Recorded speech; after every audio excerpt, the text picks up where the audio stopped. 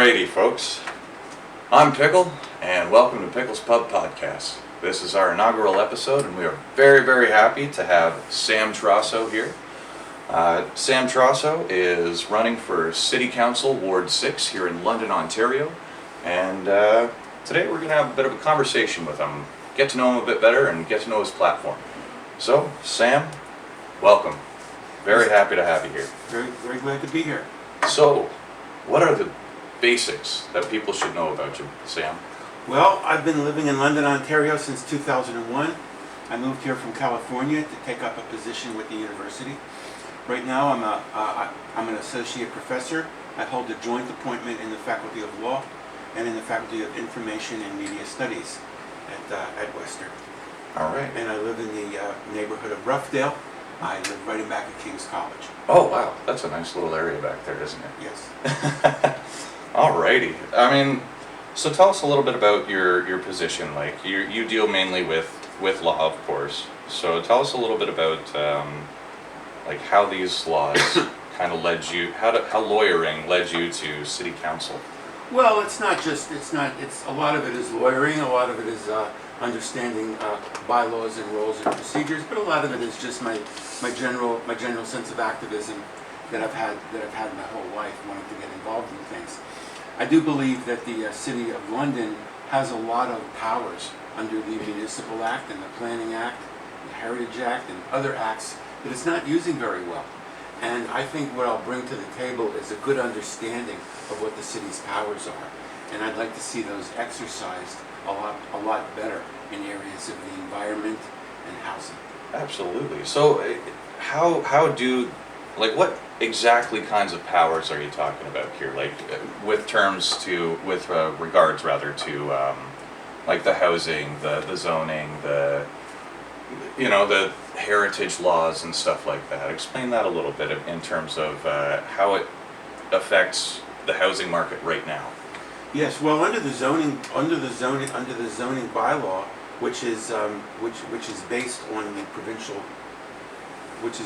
Provincial Planning Act, the city has a set of procedures it's supposed to go through when a property owner applies for a zoning application. Similarly, under the Heritage Act, there are set procedures that the city is supposed to go through if it wants to designate a property as having heritage value. Where it gets more open-ended, however, is under the Municipal Act. Okay. Under the Municipal Act, the city has a very broad set of powers pertaining to health, safety, and the environment. And these are not constrained. Okay. So it used to be over 20 years ago that the Municipal Act gave the city very specific powers. It said, you can do this, and you can do this, and you can do this. And if it wasn't on specifically the you can do list, you couldn't do it. Wow. and then in the early 21st century, there were some very important reforms in the Municipal Act. And the way it stands right now is the city has the power to pass bylaws with respect to certain areas. And one of the areas is health, safety, the environment, public welfare.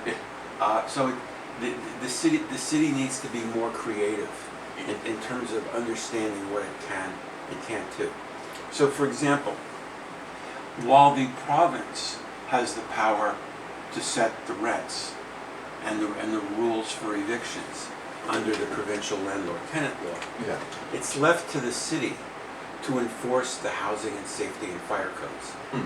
That's not a provincial function. The city is responsible for hiring inspectors, hiring code enforcement personnel to respond to complaints from people in the city about the conditions of properties.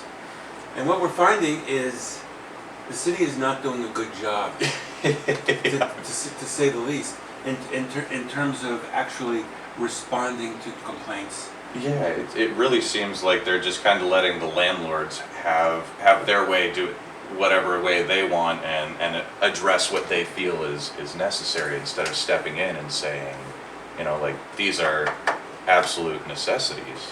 Yeah, and it's not just landlords. It's not just landlords and tenants. It's broader. It pertains to commercial properties. Okay. So recently, we've seen a number of stories in the press about the old Dairy Queen on Warncliffe. Yes. Which just fell into a horrible state of dilapidation and sat there, much to the annoyance of neighbors. Oh yeah. For many years, and now they're finally saying this is going to have to be demolished. Oh. Why does the city let things get to that point? That's my question too, because I mean, you drive around this city and you see so many properties and buildings that are vacant and left to rot. And you know, it doesn't really give you the good feels when you're driving through those parts of town, right? Because you're wondering, you know, like, I know for myself, like I wonder all the time, like even with the old McCormick factory on Dundas, right? Like I've always wondered why they didn't try a little bit harder to convert it into housing, and why they're just tearing it down for a new building. Well, sometimes the city doesn't have the ability to immediately tear down a building and decide what's going to go in there because it's private property and the owner has certain rights. Mm-hmm. But what the city can do, and when the city notices that property is not being used, when the city notices that a property is vacant for more than a couple of months at a time and is not actively being advertised for rent, that's a warning signal that there's something that's going on that the city needs to look at. And what the city has the power to do is have an inspection. Yes. And at the first hint of something going wrong, the city should have an inspection. And if there are dilapidations inside or outside, the city has the power under these broad bylaws to order the owner to fix them and give them a reasonable amount of time. But if the owner doesn't fix code violations, this is commercial as well as residential, the city then has the power to enter, make the repairs, do what needs to be done to bring it up to a level of public safety that it thinks is warranted, and put a charge on the owner's property tax bill for it. I mean, hey, that'd be wonderful if they started doing that, because I mean, even downtown, you see more and more disrepair in some of those historical buildings, right? Like, it'd be nice to bring them back. Yes, this is known as demolition by neglect. Yeah.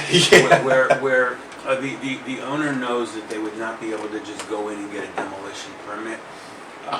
Even though it's easy to get a demolition permit in this town, there are certain limitations. And it would cost more to demolish for heritage properties. But demolition by neglect is where the owner intentionally allows a property to deteriorate, and we've seen it so many times. Yeah, and it often ends in tragedy. It often ends in a fire or somebody going in and getting hurt. The city has these broader enforcement powers that it's not using, and that is becoming increasingly evident in a lot of different news stories. Well, I mean, like, just to tie this into the second part here on your pamphlet or your literature that you've been canvassing around, how does that affect the environmental sustainability if we're letting buildings collapse on themselves? Yes, and then pushing out into forested areas with these brand new properties that are very low density housing. Yes, and to be clear, the first part was addressing the housing crisis in terms of vacancies and code enforcement. The second part you're referring to now says insist on environmentally sustainable growth by respecting the planning process, controlling sprawl, targeting infill development. Yeah. And this is very much related to the quality of the housing stock. Absolutely. It's related to the quality of the housing stock. Now, there's general agreement on everybody agrees that we need more housing. The city is growing. Perhaps the city's growing too fast. London I would is definitely say so. Yeah, and but it's not even. It's more suburban sprawl than more buildings with more units that are more affordable for more people. we're looking at these big housing projects going up all over. Well, when you hear politicians saying, my goal is to build more housing, you can't let them stop there. Yeah. You have to push them. And you have to say, okay, agreed. We need more housing units. We need lots more housing units. But where are they going? Who are they serving? And what are those housing units displacing? So if new housing is going into the suburban exurbs, going into the suburban area where there are currently farmland, field, woodlots, that's not a good thing. We can't be doing that anymore. We've done that so much.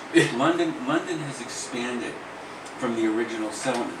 That's because of the population growth. But at this point, especially given our understanding of the importance of maintaining viable farmlands and a canopy cover, we cannot be pushing out into new subdivisions that are displacing open space. We can't do it anymore. Absolutely. There's so much open space even here that's been underutilized. I'm noticing too. Like I'm always wondering why the city isn't using these build. I know the property owners have their rights and everything, but why the city isn't,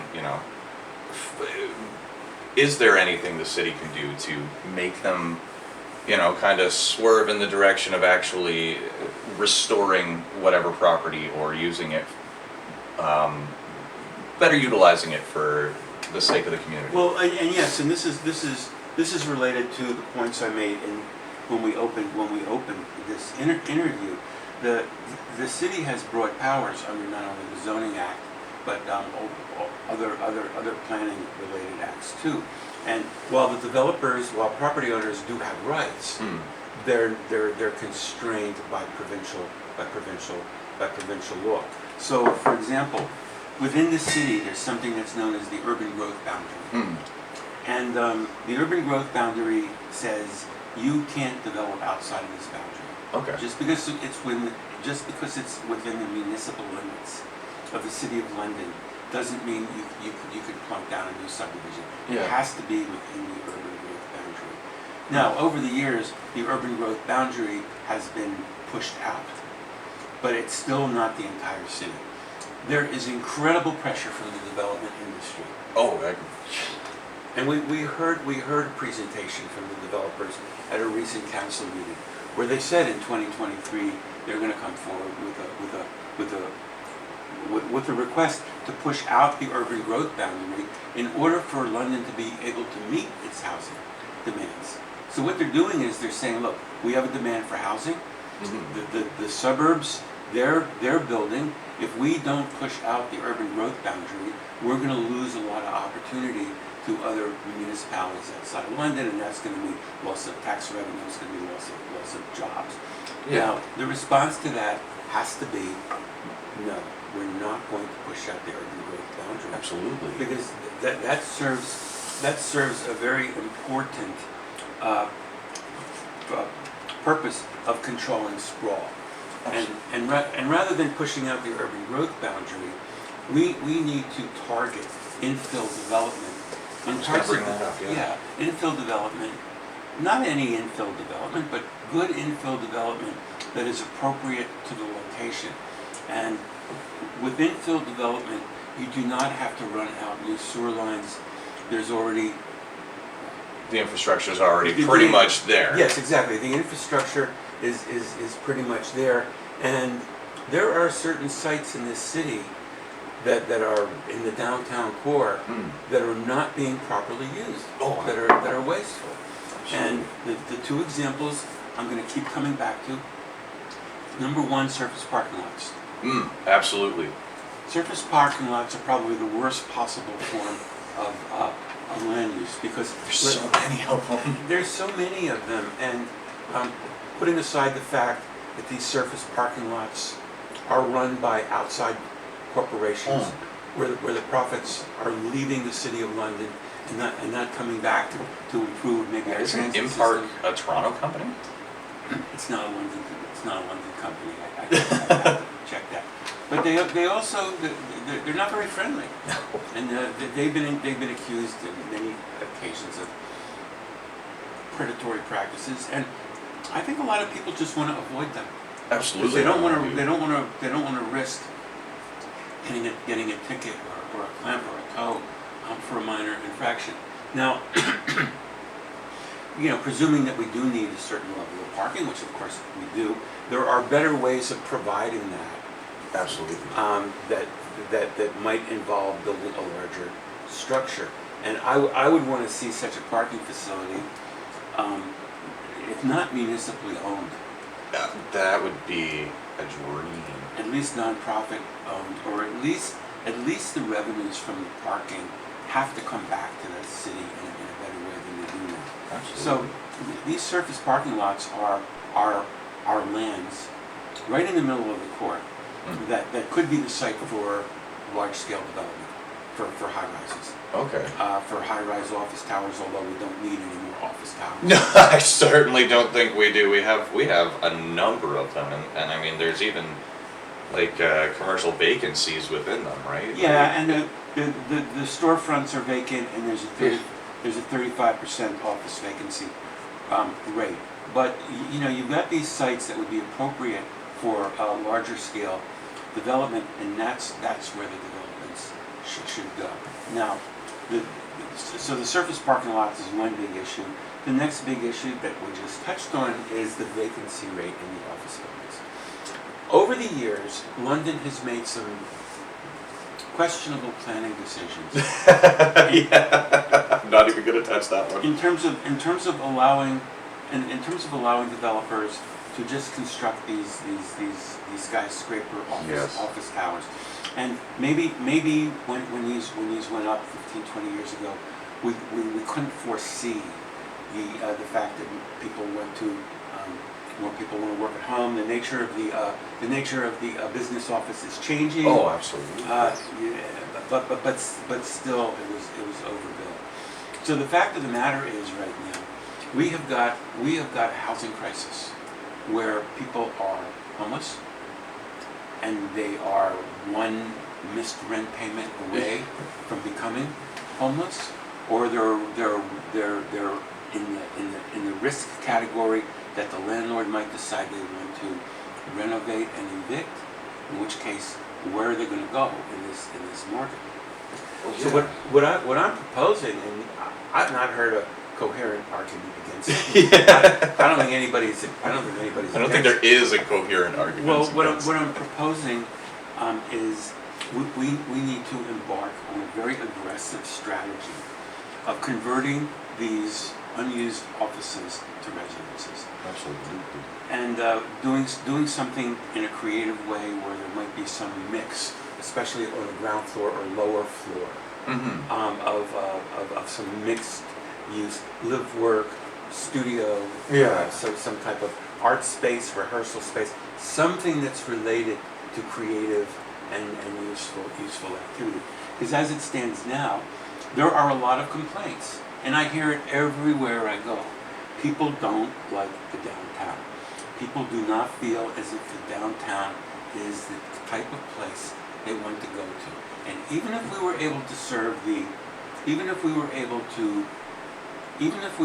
solve the parking problem, there are still reasons why people don't want to go downtown. There aren't opportunities there to do what they want to do. They don't feel safe. And yes, people may go down there for a big ticket item like a hockey game. Yeah. But they're going to pile into that big parking lot and leave as soon as they can.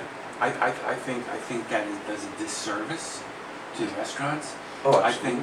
think the fact that we have a 35% office glut, a 35% vacancy rate in public offices, does a disservice to the little restaurants that serve sandwiches, to the coffee shops, to the convenience stores. And we saw, like, even during, like, with a lot of this stuff, a lot of those vacancies came out of the COVID pandemic. Some of them did. Yeah, I noticed a few of them. And that's.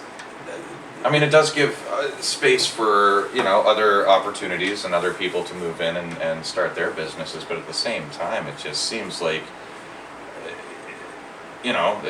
they kind of got left in the shuffle, right? And these bigger corporations. I mean, I know this may not be exactly relevant, but like just something I noticed. A lot of just London in general, a lot of small businesses closed down, and now those spaces are vacant, and like little mom and pop shops all over the place. And part of that's COVID. Part of that is it's very difficult for the small retail specialty merchant to compete with the big box stores. Oh, that too. But then again, that's a function of our planning decisions. Mm-hmm. London planning decisions favor big box stores. And over the last period of time, we've seen the emergence of new big box areas further out. And what do in addition to the small merchants, the new big box stores create pressures on the old shopping malls. Absolutely. I mean, you see that there's an unhealthy vacancy rate in places like in some of our malls that are older malls. I think we've made some bad planning decisions, and I think part of it is when you go out to Hyde Park, and Fanshawe Park Road, and further out, you see the effect of not the loss of farmland, but also the effect of the bad planning decisions on our traffic. Oh, absolutely. Traffic is miserable in this city. It's hard to say no. It's hard for a city to say no to a multinational corporation like Walmart that wants to come in. But it's like we have so many vacancies in the Westmont Mall. Oh, absolutely. And I think the Masonville Mall is coming back because it's there's a very strong population centered there, fueled in good part by its proximity to the university. But we need to think about how are we going to induce development where we want it, and how are we going to not allow it where we don't. Touching on that, yes. I'm going to bring up an example, a prime example from right here in our own little community, right behind us even. This development that ESON Group has been planning. By this development, you mean? By this development, I mean the one that ESON Group is trying to do on the Cherry Hill Trail, where they're going to bring in some townhouses and some apartment buildings and take away this beautiful little forested, fielded area back behind my place. And your place is where? My place is over here on 740 Proudfoot Lane. So this little community here on Proudfoot Lane has enjoyed and taken care of this little area, and we're worried that it's going to be developed into apartment buildings, which is going to destroy the natural space over here. Well, there is an application that's pending, and it's been pending for a long time. And at some point, it's going to get resolved. In addition to open space, I understand there is a creek. I understand there are some wildlife issues back there. There might be some species back there. And far from this being over, far from this being a done deal, as I've heard one counselor describe it, I think we need to take a hard look at the development. Having said that, that is in the interior of the city. Mm. So if we're going to say we want new developments to be, closer into the core, that would qualify. But if there's something special about the environmental sense, if there's something special about the environment in that area, we need to look at that. And I'm still convinced that there are a lot of underutilized lots that are not sensitive, that are just sort of. You go down to the corner of Adelaide and Oxford. Mm. How long has that gas station been sitting? There? Now, I understand that there might be remediation needs in terms of the environmental degradation that gas station caused there, but that needs to be fixed at some point if that's still an issue. That's a perfect site. It's a perfect site for more intense. Well, even part of the development back here behind the Proudfoot area on the Cherry Hill Trail, I mean, there's a vacant putting range and driving range right there. Instead of this beautiful forested and fielded area, there's already this developed area that's been abandoned. Yeah, I think we have to realize that we only have so much limited space. Yes. And to the extent we build on that limited space, that's an opportunity cost because we don't lose that space. Absolutely. So, I mean, like, I'm still just trying to get my bearings here with understanding a lot of these things, like the, even the public transit infrastructure, and I'm going to even extend that to, like, the traffic lights and stuff like that, and things like the amber light over here. Over here, crossing Proudfoot Lane by, over at Farah, right by the Sobeys and the, like right across from the Good Life Fitness on Proudfoot Lane. That amber light there, I tested it out myself. It's not working. People just drive right through it because it's at an awkward location. But like things like that. Let's talk about more of the infrastructure. Sorry to get a little off topic. Well, I think a fundamental problem is there are too many cars on the roads that are not able to handle that. We've allowed too much. We've allowed so much. There's so much new population, and there's so much intensification. Mm-hmm. Without a corresponding increase in our transportation ability to service that. Sometimes it's just because the population just grows too fast, and you sort of wake up one day and you say we need to make improvements. But sometimes it's much worse than that. Mm-hmm. Sometimes it's a conscious decision by a city council to vote down transit improvements. Well, when we saw that with the west branch and the north branch of the BRT project, that was so I only caught a little bit about that. But you can just see it. You're speaking about a very, very particular situation in this area. But more broadly, you cannot travel on Oxford.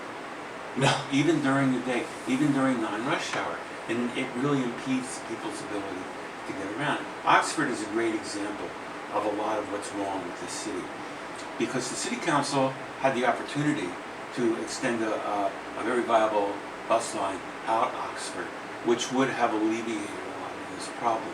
And the ward councillors for Ward 7 and for Ward 8 in the city both voted against it. And meanwhile, look at the growth that we've seen.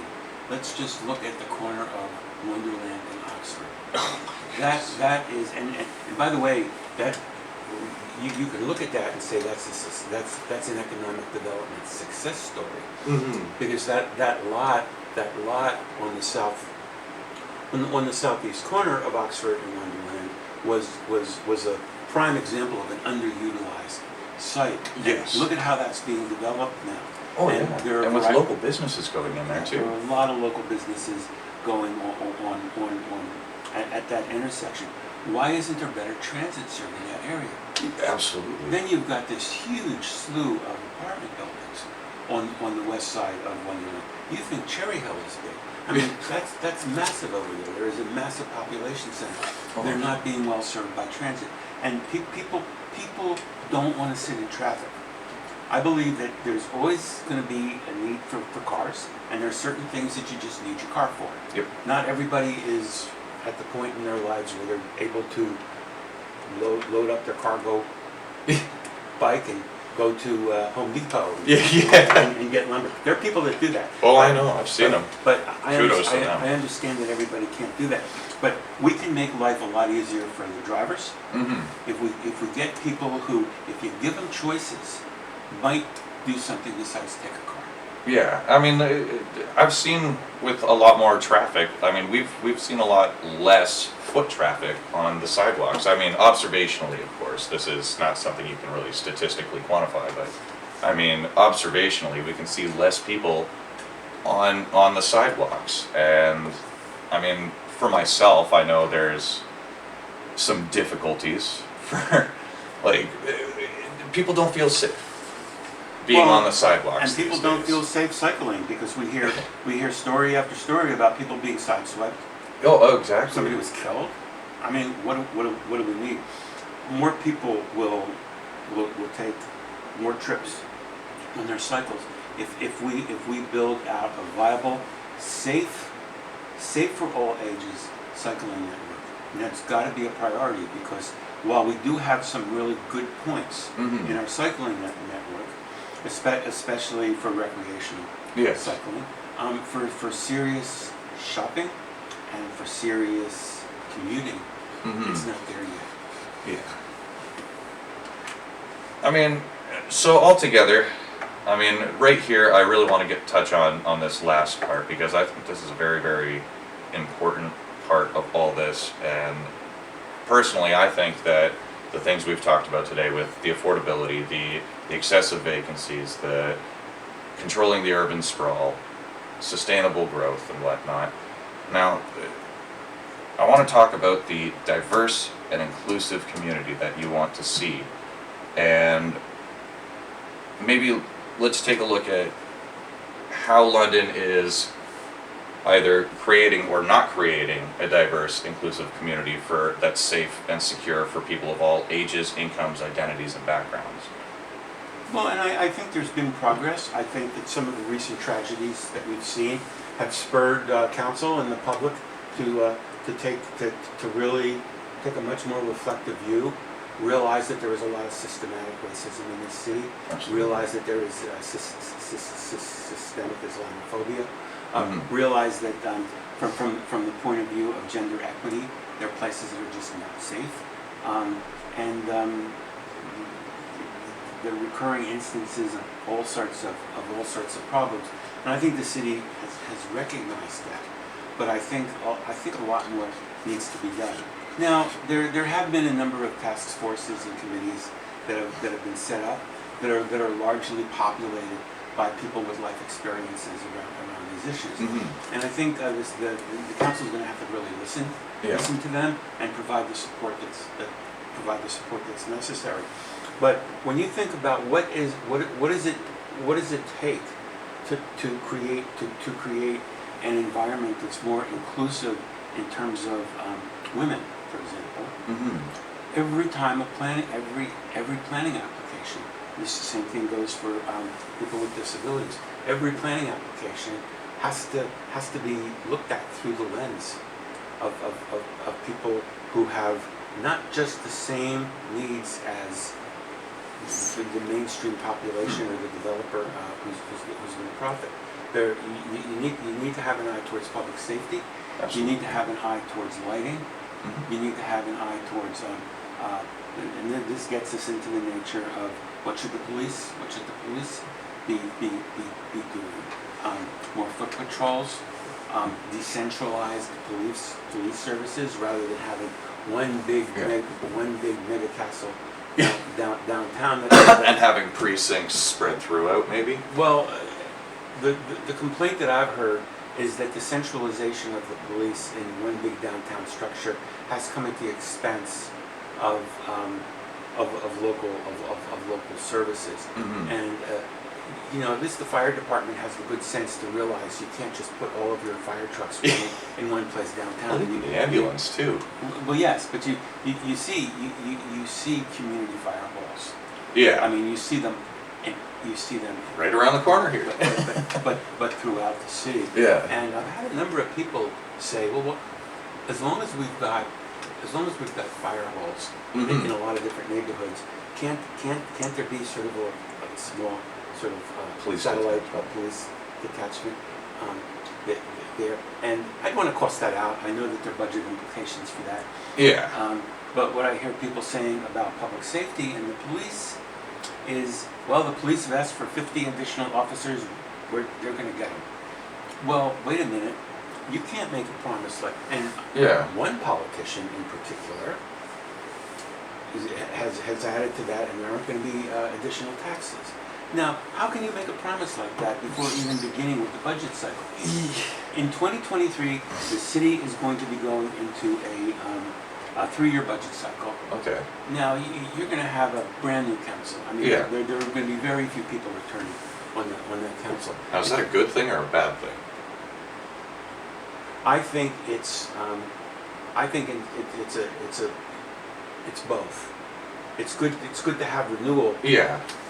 When I look at the people who are leaving council, I think losing, and I'm going to be not partisan because this isn't party politics, but I think losing Jesse Helmer, Maureen Cassidy, Stephen Turner at the same time is not a great thing, because these are people that really understood issues. At the same time, maybe there should be term limits. I don't know. That's not for me. That's not for me to say, because that would be provincial.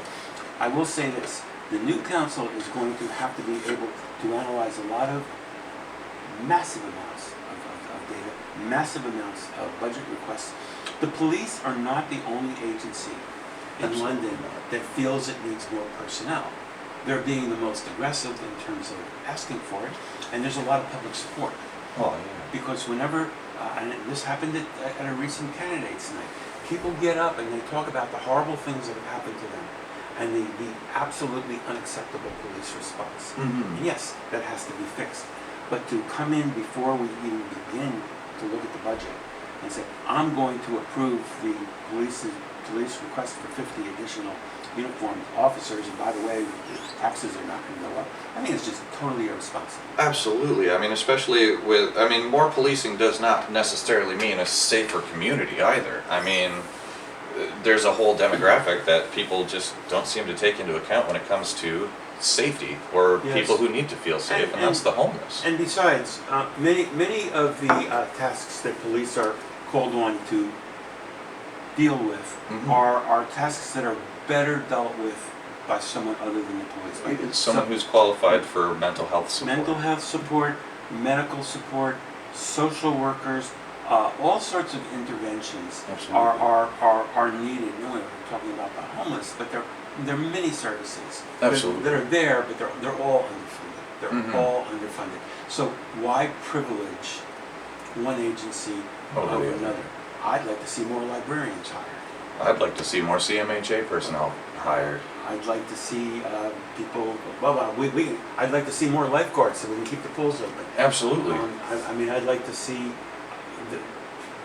more bus drivers. I'd like to see more. I'd like to see more paratransit drivers, because this is just a miserable situation. Yes. So I can make a whole list of I'd like to see. Yeah. And believe me, every time you raise, this is something the city should do. The legitimate question is, okay, let's cost it out. Let's cost it out. Yeah. What's the demand for this? What's it going to cost? And if we need to raise taxes, if we need, people want to see those leaf vacuum suckers that used to go around come around into the residential areas. People want to see green bins. People want to see their trash picked up once a week instead of this difficult schedule. People want to see a lot of things. But for every one of these, we have to, at budget time, especially now that we've consolidated most of the budget decisions to a 3-year budget. And I see that we're almost out of time, so I'm going to go through this quickly. We need to make difficult decisions, and in the end, we're going to have to make some choices, which may involve cutting some things. And once you start cutting some things, people are going to be upset with that. We see it with the pools. Oh yeah, no, I can see that too. I mean, everyone's going to be upset no matter what you do. I mean, there's always going to be a group of people that's upset. But the question I think we need to ask ourselves at the end of the day, and this is going to be, I guess, my closing remark, but I really think that we should be more focused on, I'm going to take a Star Trek quote here, but the needs of the many outweigh the needs of the few. And if we're focusing on the needs of the few and those small groups that are speaking loudly against certain issues, instead of, doing something practical about it, not quite sure where I'm going with this, but I think the loud group is the one that seems to be tended to, because they're the ones yelling, they're railing against you, and it's harder to hear the people that are just like in the background a little bit more meek, like, hey, I need some help over here too. Well, I hope that we have an election coming up on October 24th. Yes. Advanced polling will be starting, running from the 8th of October through the 15th. And I know there's a lot of cynicism. People are very cynical. People are very skeptical that their voice means anything. And I really want to urge everybody in London to take this municipal election very seriously. Absolutely. Because we're going to be living with the effects of the decisions that we make for a long time. And thank you again for having me. Thank you so much for coming on, Sam. And who knows? Maybe we'll see you after the 24th as well. Yes. Well, I hope as a counselor I'll be able to provide regular reports to this podcast service that is in my ward. Hey, you know what? Let's help each other and help the community while we're at it. Okay. Thank you. Thank you very much, Sam. Have a good one, Pickle Posse.